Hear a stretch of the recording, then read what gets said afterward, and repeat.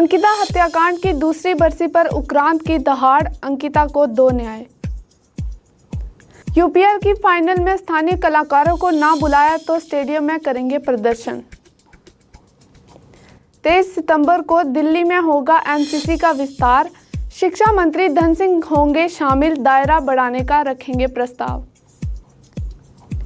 आपसी रंजिश में ग्रामीण के सर पर हुआ खून सवार, ग्राम प्रधान के सिर पर किया हथौड़े से वार।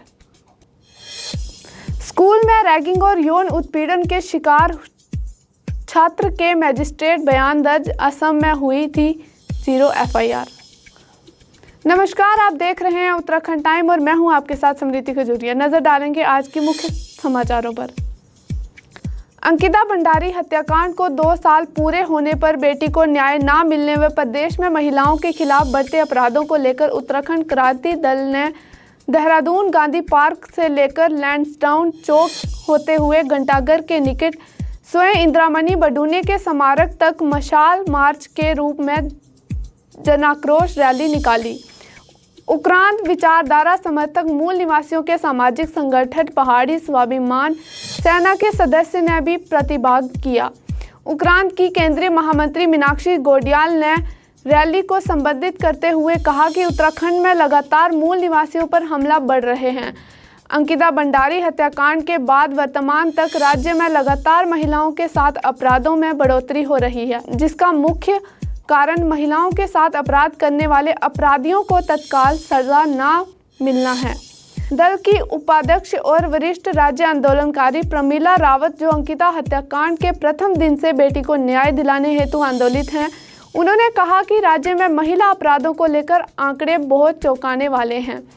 वहीं महानगर अध्यक्षता अनीता लखेड़ा ने कहा, पहाड़ में शांत इलाकों में अल्मोड़ा से सल्ट में सत्ता पक्ष के नेता द्वारा नाबालिग से दुष्कर्म जैसी घटना हो या मैदान इलाकों में देहरादून के आईएसबीटी में नाबालिग किशोरी के साथ गैंगरेप की घटना बहुत ही निंदनीय है।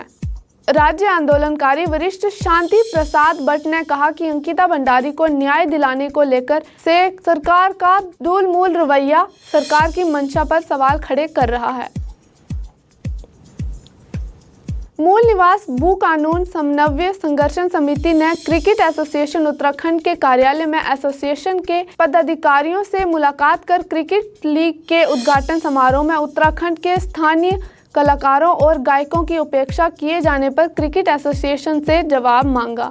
इस मौके पर समिति ने क्रिकेट प्रतियोगिताओं में स्थानीय खिलाड़ियों को वरीयता देने की मांग की। समिति की ओर से क्रिकेट एसोसिएशन ऑफ उत्तराखंड के अध्यक्ष गिरीश गोयल और सचिव महिम वर्मा को पत्र भी दिया गया। मूल निवास भू कानून समन्वय संघर्ष समिति के संयोजक मोहित डिमरी ने कहा कि क्रिकेट एसोसिएशन ऑफ उत्तराखंड के पदाधिकारियों को क्रिकेट लीग की उद्घाटन समारोह में उत्तराखंड के लोक कलाकारों और गायकों को ना बुलाने पर उत्तराखंड की जनता से लिखित माफ़ी मांगनी चाहिए।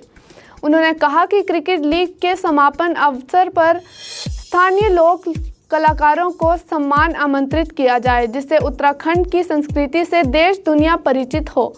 ऐसा ना होने पर उत्तराखंड के लोग स्टेडियम में प्रदर्शन के लिए मजबूर हो जाएंगे। खबर है कि उत्तराखंड की संस्कृति पहचान को खत्म करने का षड्यंत्र चल रहा है।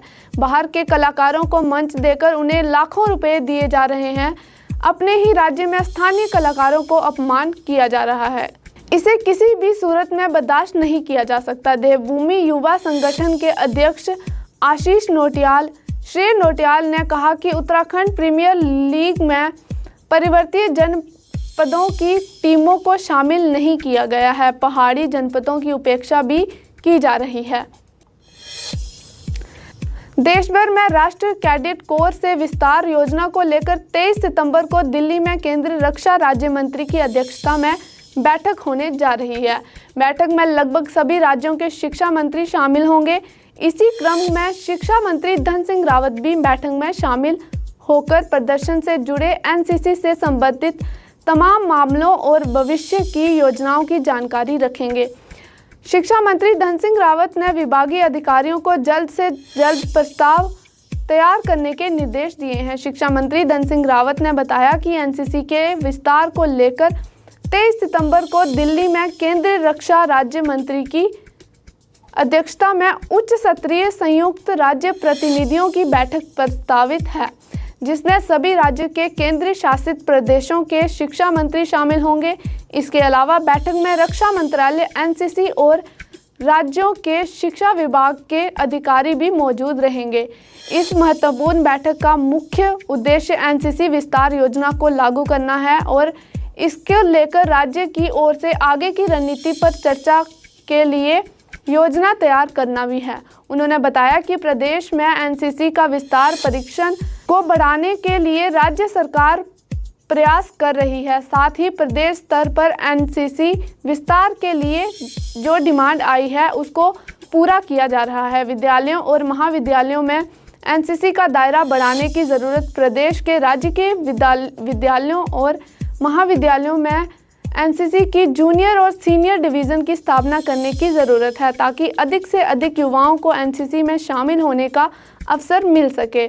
उन्होंने कहा कि इस विषय को उच्च स्तरीय बैठक में भी रखा जाएगा।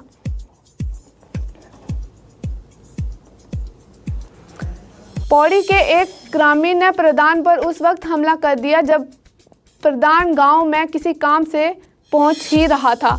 अन्य ग्रामीणों के बीच बचाव करने के बाद मामला शांत हुआ और ग्रामीणों ने घायल प्रधान को जिला अस्पताल पौड़ी पहुंचाया। मामला पौड़ी तहसील क्षेत्र के अंतर्गत पटोला गांव का है। प्रधान की शिकायत पर राजस्व पुलिस ने हत्या के मामले में मुकदमा दर्ज कर लिया है। बताया जा रहा है कि घटना के बाद से ही आरोपी फरार है। जानकारी के अनुसार कोट ब्लॉक के पटोला गांव में बृहस्पतिवार सुबह एक ग्रामीण ने प्रधान पर उस वक्त हमला कर दिया जब प्रधान गांव में किसी काम से पहुंचे।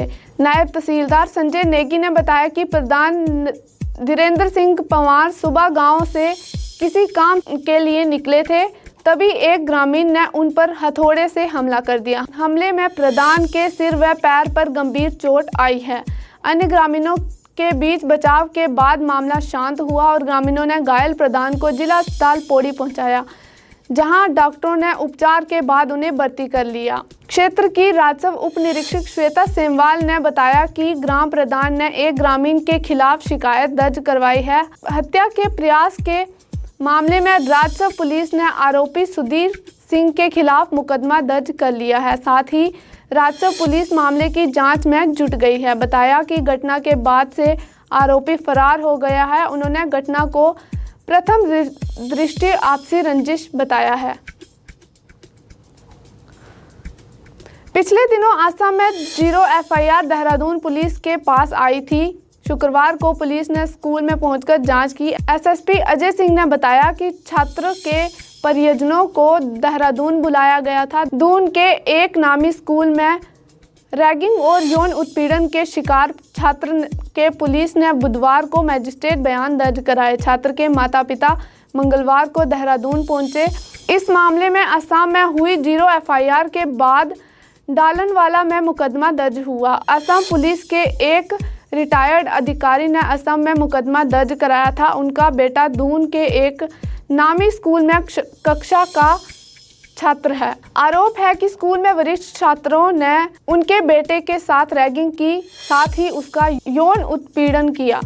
इस मामले के बाद वो छात्र को असम ले गए और वहां मुकदमा दर्ज कराया। वहां 0 एफआईआर दर्ज कर डालनवाला ट्रांसफ़र कर दिया गया।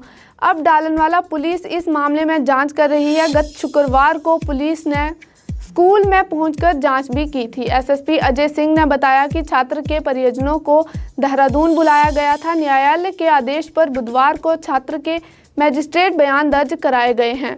इन बयानों के आधार पर अगली कार्रवाई की जाएगी। मामले में हर पहलू को ध्यान में रखकर जांच की जा रही है। जल्द ही आरोपियों के खिलाफ सख्त कार्रवाई की जाएगी। आगे की तमाम खबरों के लिए जुड़े रहें हमारे साथ उत्तराखंड टाइम्स में। धन्यवाद।